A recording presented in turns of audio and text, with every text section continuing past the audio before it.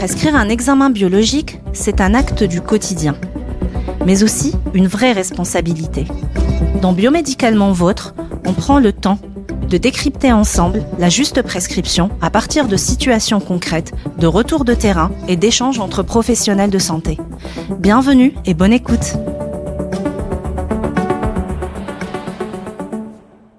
Je m'appelle Ablin, je suis biologiste médicale et aujourd'hui, je reçois avec plaisir Stéphanie Schmidt avec qui je partage mon bureau.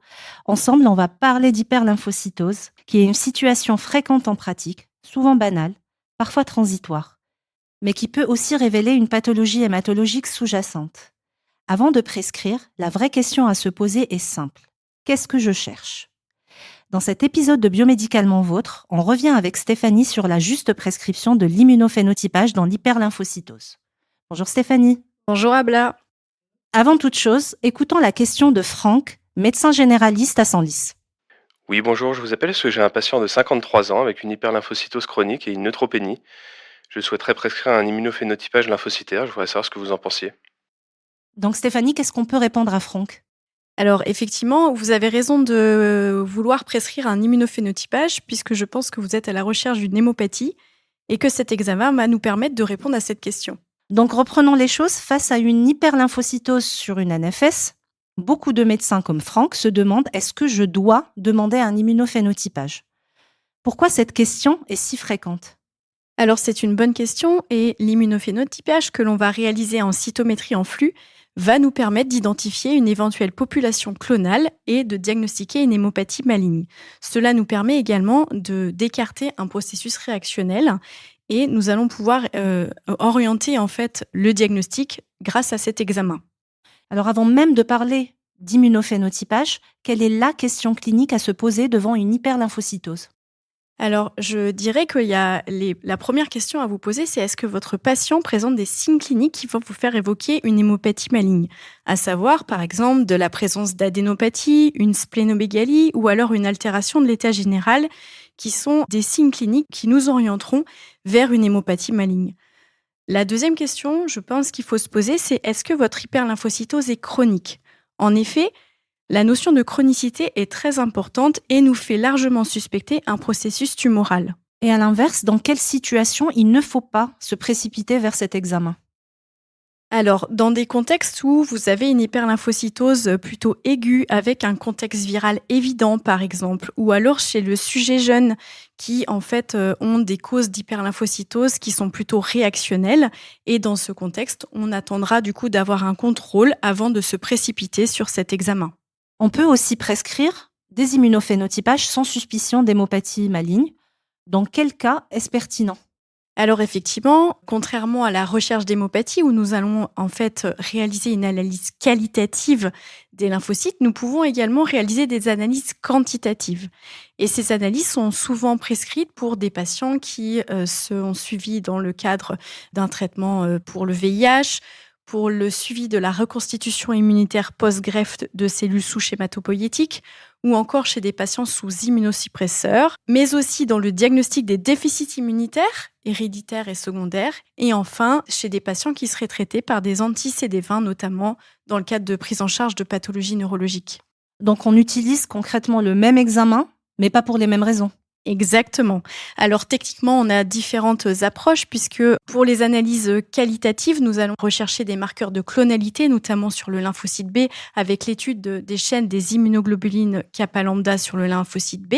Contrairement aux analyses quantitatives, nous aurons vraiment une analyse uniquement numérative. Et quel est le piège le plus courant que vous observez concernant l'immunophénotypage ? Alors, la difficulté pour nous, en fait, c'est d'interpréter un immunophénotypage sans le remettre dans son contexte de la demande initiale.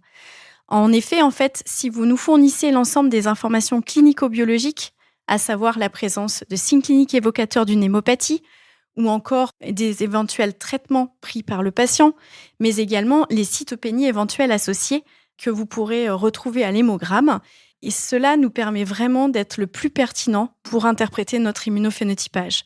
Par ailleurs, le plus important également, c'est de nous transmettre la numération lymphocytaire associée au contexte de la demande, car elle est très importante pour l'interprétation des résultats. Et sinon, mis à part l'hémogramme, vous avez besoin d'autre chose ? Oui, notamment en cas de suspicion d'hémopathie, nous allons avoir besoin d'avoir un frottis sanguin associé à la demande d'immunophénotypage. En effet, la morphologie cellulaire pourra nous orienter vers un diagnostic et nous pouvons vous rendre une conclusion intégrée. Donc, si je résume, l'hyperlymphocytose est une situation fréquente. Avant de se précipiter sur l'immunophénotypage, il faut d'abord se poser la question « qu'est-ce que je cherche ?» Il s'agit de la même technique, la cytométrie de flux, mais à des visées différentes. En cas de suspicion d'hémopathie, on privilégie l'analyse qualitative et pour les autres indications comme les déficits immunitaires ou suivi de traitement anti-CD20, ce sera plutôt l'analyse quantitative. Et surtout, en cas de suspicion d'hémopathie, on n'oublie pas l'hémogramme et le frottis.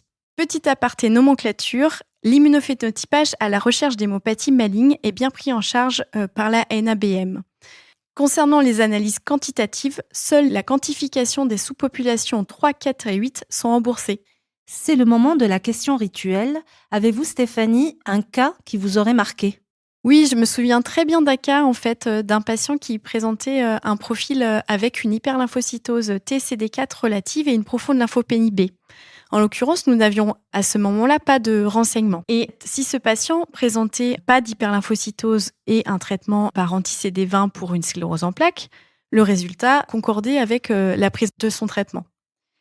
En l'occurrence, après renseignement pris, il s'agissait d'un patient qui présentait une hyperlymphocytose franche associée à des signes cliniques évocateurs d'une hémopathie.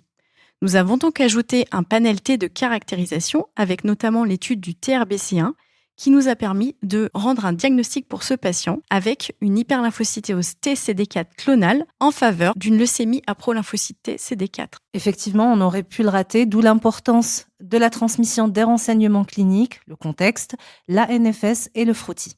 Encore merci Stéphanie d'avoir été là et d'avoir partagé votre expérience. Merci Abla.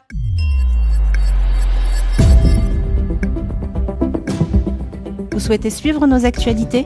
Inscrivez-vous à notre newsletter et abonnez-vous à notre podcast. N'hésitez pas à consulter les ressources mises à votre disposition dans la description de l'épisode. Et envoyez-nous vos questions à biomédicalementvôtre@lab-serba.com. Je vous retrouve très bientôt dans un nouvel épisode de Biomédicalement Vôtre.